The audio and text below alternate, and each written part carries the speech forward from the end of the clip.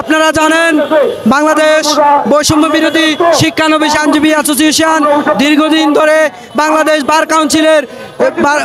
বার কাউন্সিলের দুর্নীতি, অনিয়ম, স্বেচ্ছাচারিতার বিরুদ্ধে রুখে দাঁড়িয়েছে। আপনারা জানেন বাংলাদেশ বার কাউন্সিল একটি স্বায়ত্তশাসিত প্রতিষ্ঠান, কিন্তু আমি বলবো বাংলাদেশ বার কাউন্সিল স্বায়ত্তশাসিত প্রতিষ্ঠান নয়, এটি একটি দুর্নীতিযুক্ত প্রতিষ্ঠান। এবং যেই দুর্নীতিযুক্ত প্রতিষ্ঠান, এই দুর্নীতিযুক্ত প্রতিষ্ঠানের কারণে তারা লিখিত পরীক্ষা প্রবর্তন করে বর্তমানে 60,000 শিক্ষানবিশ আইনজীবীর জীবনকে বিপন্ন করে দিয়েছে। আমরা 60,000 শিক্ষানবিশ আইনজীবী মানবতার জীবন যাপন করতেছি।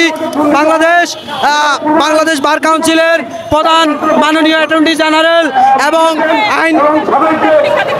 আইন উপদেষ্টা জনাব আসিফ নজরুল স্যারের দৃষ্টি আকর্ষণ করতেছি।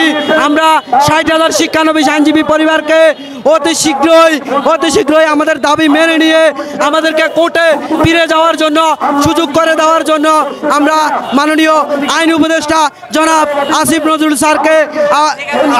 স্যারকে আহ্বান জানাচ্ছি। আর সংগ্রামী বন্ধুগণ, আপনারা জানেন বাংলাদেশ বৈষম্য বিরোধী শিক্ষানবিশ আইনজীবী পরিষদ তথা বৈষম্য বিরোধী শিক্ষানবিশ আইনজীবী ঐক্য পরিষদ দীর্ঘদিন ধরে বার কাউন্সিলের মধ্যে যৌক্তিক 5টি দাবি নিয়ে আন্দোলন করে যাচ্ছে। সেই আন্দোলনের সপক্ষে আমরা বিভিন্ন পোস্টার, পেস্টুন, লিফলেট বিলি করে আসতেছি। আমাদের দাবিগুলো হচ্ছে চিরতরে বৈষম্যমূলক বিতর্কিত লিখিত পরীক্ষা হবে, এমসিকিউ এবং ভাইবার মাধ্যমে আমাদেরকে সনদ দিতে হবে।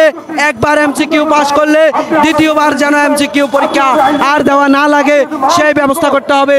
আমি আমার প্রেস মিডিয়ার সকল বন্ধুদেরকে বলতেছি, আপনারা আমাদের এই যৌক্তিক দাবিগুলো তুলে ধরুন বাংলাদেশ বার কাউন্সিলের কাছে। বাংলাদেশ বার কাউন্সিলের স্বেচ্ছাচারিতা, দুর্নীতি, অনিয়মের বিরুদ্ধে সবাই দেশবাসী রুখে দাঁড়ান, সাথে সাথে শিক্ষানবিশ আইনজীবীদেরকে সহযোগিতা করুন। আপনারা অবগত আছেন যে বিগত কিছুদিন আগে বাংলাদেশ বার কাউন্সিলের উপসচিব জনাব আফজাল সাহেব দুর্নীতির দায়ে সে এখান থেকে বিতাড়িত হয়েছে এবং সে রাতের অন্ধকারে 4 বস্তা নথি নিয়ে চলে গেছে। আমরা শিক্ষানবিশ আইনজীবী পরিবারের পক্ষ থেকে এই 4 বস্তা নথি উপস্থাপনের জন্য জাতির কাছে এই জাল 4 বস্তা নথি উপস্থাপনের জন্য আমরা জোর প্রচেষ্টা জানাচ্ছি।